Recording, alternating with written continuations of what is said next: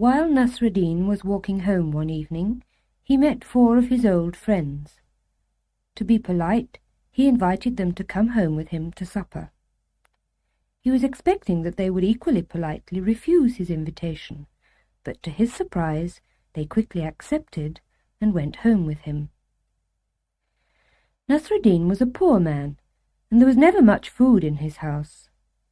He knew that there would be very little for supper that night, even for his wife and himself, but he didn't know how to get rid of his unwanted guests without being very rude, so he let them come with him as far as his house.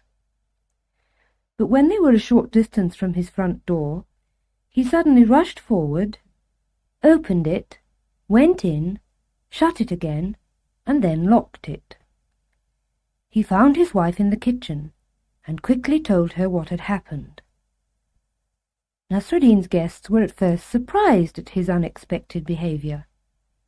Then they thought that he'd perhaps gone ahead to make preparations to welcome them into his house. And then, when nothing had yet happened after several minutes, they began to get angry and to bang on the door, calling at the same time for Nasreddin. After this had gone on for some time, Nasreddin sent his wife to a window to talk to the old men. She told them that Nasreddin was not at home. "What do you mean he's not at home, woman?" shouted one of the men. "We came here a few minutes ago with Nasreddin, and we saw him go into the house."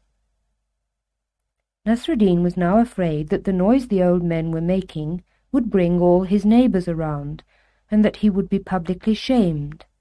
So he put his head out of the window and said, "Please, gentlemen, what are you making all this noise about? This house has a back door as well as a front one. Perhaps Nasreddin came in through one and went out through the other."